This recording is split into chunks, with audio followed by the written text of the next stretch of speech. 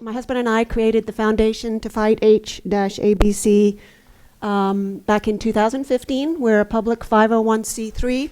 That means in the United States of America, we are exempt from paying taxes for any donations and every donation that is given to us.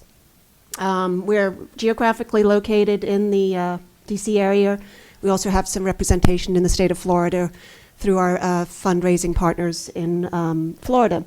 I have a formal scientific advisory board made up of recently added Mario Valentino, who is also a parent sitting over here next to me. Steve Gray was instrumental in finding a genetic gene therapy cure for GAN, G-A-N, look it up. It's an amazing story and actually was the inspiration for us creating our nonprofit to support CHOP here today. Two other individuals, Ernesto Borgon and Mark DeFazio, is Eloise's neurologist, neurology. That's who we are. Fundraising efforts to date, most of our work is oriented around community development, networking, through events, through some performances in theater and other activities that raise money. And then we've got some really great support locally, and then other local businesses that have supported us. We have investors that are working with us through our connections in our other lives. Social media has been a huge contributor to raising funds and getting awareness out there. Nonprofits, trusts, and foundations. We've had some success with foundations through just listening to us at various events and coming up to us and saying, "Hey, we really, really enjoyed what you are hearing about you, what you're doing. You know, reach out to me and let's work together in helping you raising money." And then, of course, a large part of what we've accomplished so far is our own personal investment. Real quick, awareness and outreach through social media, through CHOP. We're working with CHOP and Marie also to get the word out there, which, as you all know, is one of the biggest challenges. People don't know what HABC is. Most of the doctors don't even know what it is. Media, we've been on a couple of TV shows and local newspapers. We're continuing to advocate for that. That's our website, where we have a lot of information on who we are and what we've done.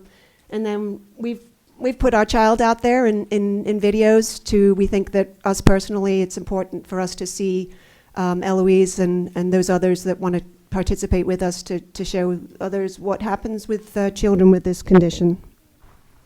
Our revenue to date, since we started up, we've raised about, outside of our personal investments, 100 and some thousand excess of year over year. Our expenses, we don't pay ourselves anything.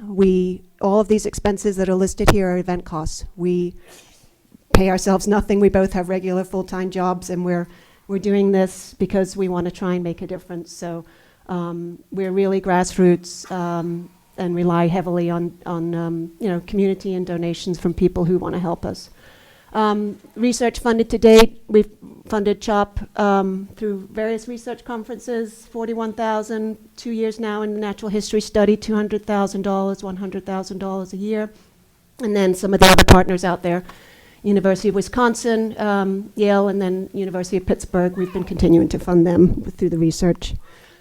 And then lessons learned for me. I personally thought a 501c3 would help us get out there in terms of having that tax exemption out there would help us, but everybody has their own way of contributing. So whether you're doing this through your own personal efforts, you don't have to have a 501c3, you can do community events, raise money that way, and send it straight into CHOP or whoever is affiliated with HABC, whatever your preference is. You can each contribute in different ways.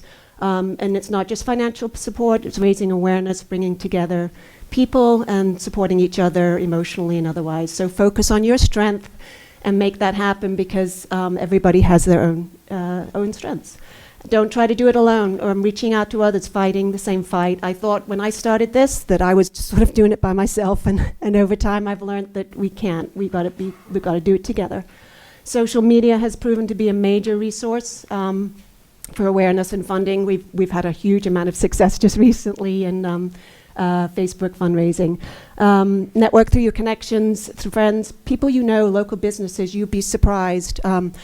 through the example of GAN, the family were just doing a fundraiser up in New York, and somebody who was connected with the guy that runs Microsoft is a relative who ended up funding them $500,000 because they were impressed and moved. And that's the kind of stuff where you get out there and you impress people and they're moved by your efforts. They want to help, and it's been amazing.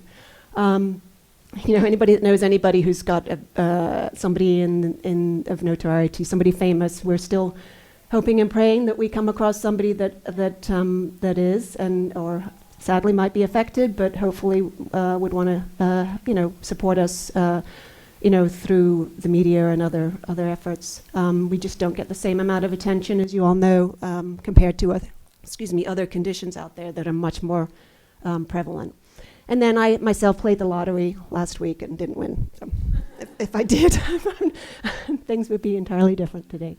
Last but not least, not tied to fundraising efforts, but I think we collectively know more about this condition, probably as parents, than anyone else from a practical standpoint. So let's just continue to share information through various other social outlets that we have. I'm one about natural remedies. I'm not a big medication fan, but I know at some point that's necessary. But I think there are definitely other means of helping our children, and I think that's definitely something we as parents can probably research further. And every child is different. I think that's one of the themes that we've come out of today, is that every single child is different. And then last but not least, take care of yourself, because if you can't take care of yourself, you can't take care of your child. So hope, I'll end with this, hope is the joyful expectation of things to come. And I think we can all say as parents here that we are living on hope.